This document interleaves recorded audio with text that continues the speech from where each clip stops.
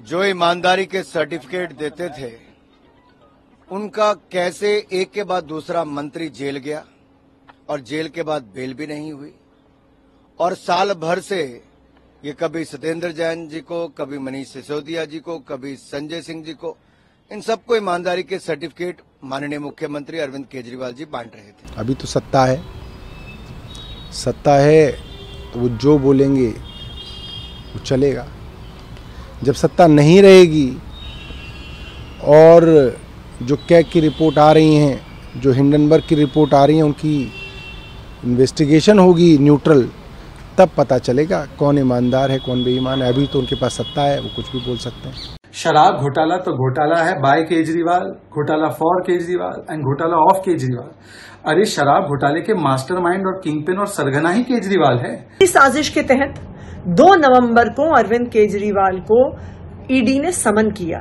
उन पे झूठा केस लगा के उनको गिरफ्तार करना चाहते हैं ईडी वाले। अब अगर क्लियर मोदी साहब ने छूट दे रखी है एजेंसियों को कि सरकार का कोई दखलंदाजी नहीं रहेगी, जो भ्रष्टाचारियों के खिलाफ कार्रवाई होनी चाहिए, तो केजरीवाल साहब, सिसोदिया साहब, इनकी ज्वाइंट मीटिंग हुई है, पैसे का लेन देन हुआ है। देश के लिए आज दुर्भाग्य है कि नरेंद्र मोदी जी जिस तरीके से देश की संस्थाओं को एक एक करके खत्म कर रहे हैं, इतिहास उनको कभी माफ नहीं करेगा। लेकिन मैं एक बात कहना चाहता हूं कि जो कुछ भी हो रहा है वो एक नई राजनीति की तरफ पूरे देश को लेकर जाएगा।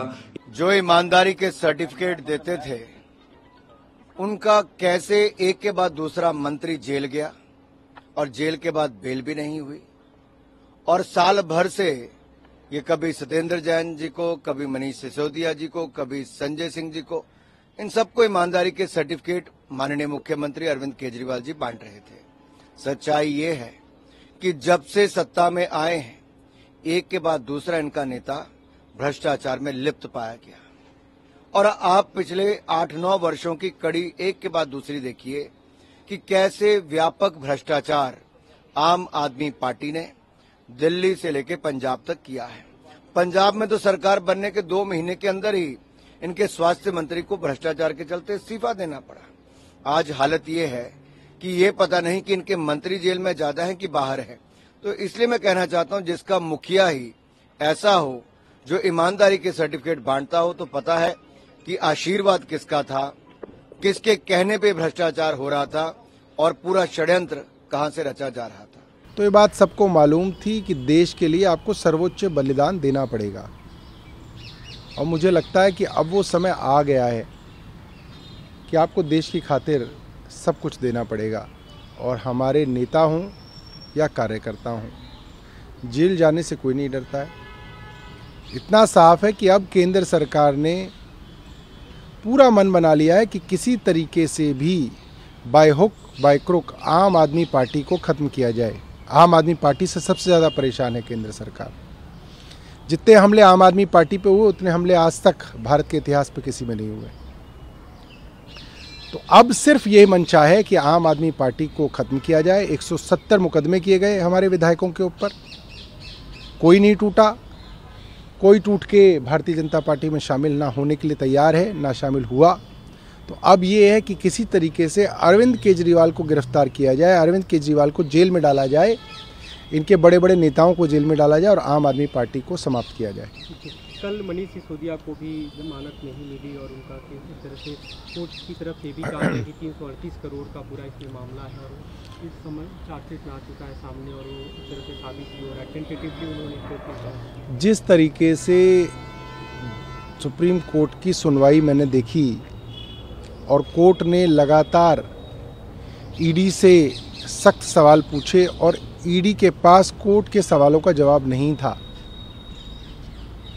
उन सुनवाई के अंदर और जो आखिरी फैसला आया उसके अंदर मुझे उसके अंदर बड़ा विरोधाभास दिखता है, उसके अंदर बड़ा अंतर दिखता है।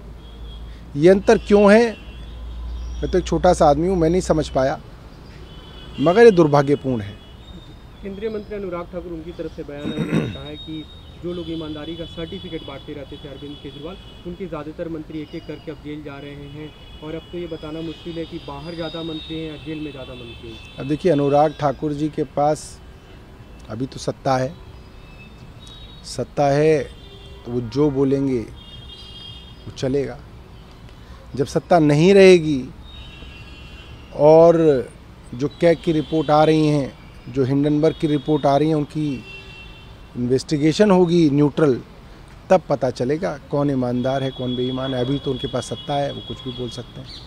शराब घोटाला तो घोटाला है बाय केजरीवाल, घोटाला फॉर केजरीवाल एंड घोटाला ऑफ केजरीवाल। अरे शराब घोटाले के मास्टरमाइंड और किंगपिन और सरगना ही केजरीवाल है। आज तो लॉ एनफोर्समेंट एजेंसीज को, ईडी को मुहर लगी है सुप्रीम कोर्ट की कि उनकी जांच जो है वो सही दिशा में जा रही है। शराब घोटाला हुआ है, 338 करोड़ रुपए का मनी ट्रेल मिला है। मनीष सिसोदिया कट्टर ईमानदार नहीं, कट्टर बेईमान है। संजय सिंह, विजय नायर, मनीष सिसोदिया सब आपके साथी जिनको आप कट्टर ईमानदार कहते हैं, उन्हें lower court, high court, supreme court ने बार बार बेल डिनाई किया है, बेल नहीं दिया है। तो क्या कोर्ट विंडिक्टिव है? क्या कोर्ट विद्वेष की भावना पर काम कर रहा है, या आप झूठ बोल रहे हैं और आप भ्रष्टाचारियों को बचाने का प्रयास कर रहे हैं? और वो इसलिए कर रहे हैं क्योंकि इस जांच की आंच आपके दरवाजे तक पहुंच रही है।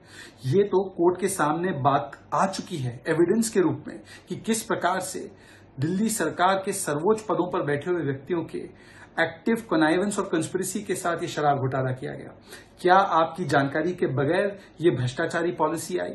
क्या आपकी जानकारी के बगैर 2.5% से 12% कमीशन बढ़ाया गया धवन कमेटी रिपोर्ट के खिलाफ जाकर? क्या आपकी जानकारी के बगैर प्राइवेट सेक्टर को होलसेल दिया गया जिससे कि कार्टेलाइजेशन हुआ धवन कमेटी रिपोर्ट के खिलाफ जाकर?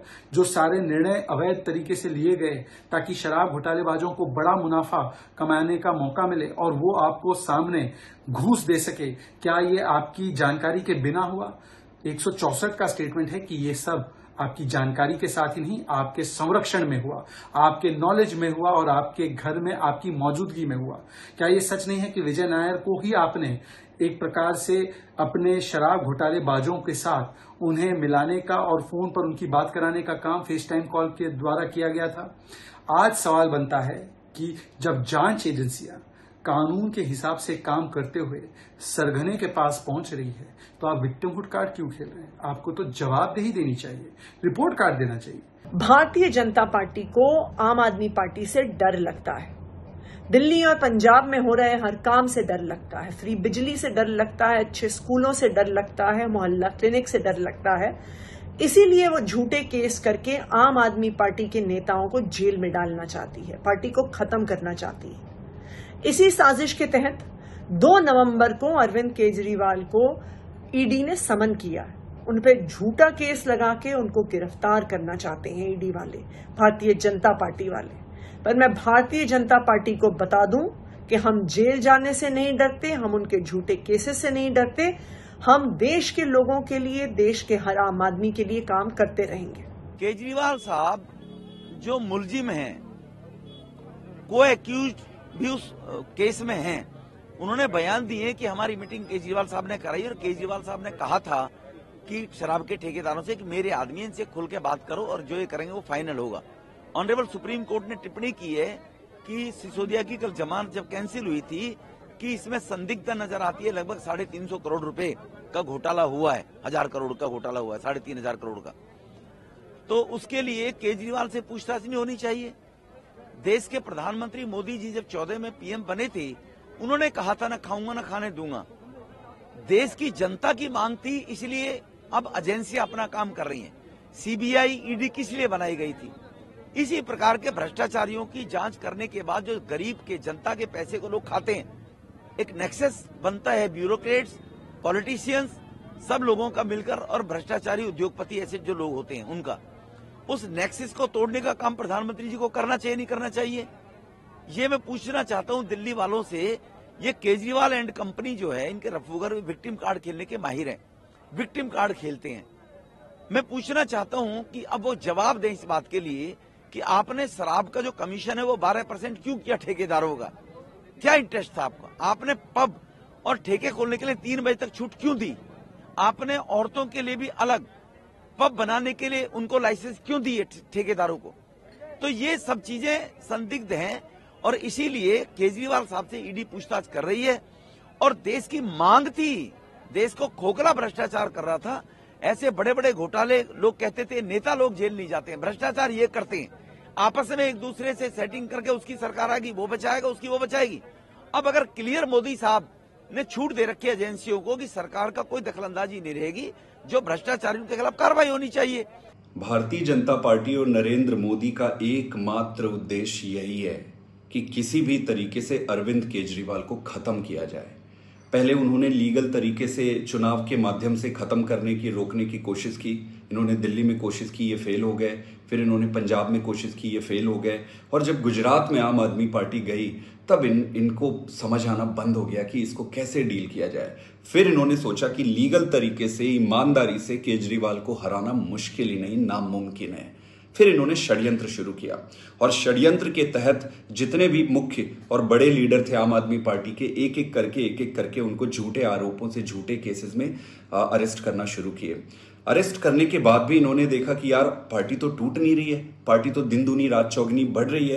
फिर ये अपने प्रमुख, इनका जो मुख्य उद्देश्य था अरविंद केजरीवाल को रोकने का, खत्म करने का, उस पर आए और आज इन्होंने सम्मन जारी किया है। इस पे किसी को बहुत ज्यादा आश्चर्य है नहीं, क्योंकि जितने भी इन्वेस्टिगेटिंग एजेंसीज हैं वो बीजेपी के हेडक्वार्टर से ही ऑर्डर लेते हैं। तो ये देश के लिए आज दुर्भाग्य है कि नरेंद्र मोदी जी जिस तरीके से देश की संस्थाओं को एक एक करके खत्म कर रहे हैं, इतिहास उनको कभी माफ नहीं करेगा। लेकिन मैं एक बात कहना चाहता हूं कि जो कुछ भी हो रहा है वो एक नई राजनीति की तरफ पूरे देश को लेकर जाएगा। एक इन सबसे चर्निंग होगी और एक नई राजनीति का उदय होगा, सत्य की जीत होगी। और जो मर्जी ये कर ले, अरविंद केजरीवाल को खत्म करना इनके बस की बात नहीं है, क्योंकि अरविंद केजरीवाल सच्चाई के साथ खड़ा है। हम डरने वाले नहीं है। आप जो मर्जी करना चाहे आप करो। ये देश की राजनीति अरविंद केजरीवाल के लिए तैयार है।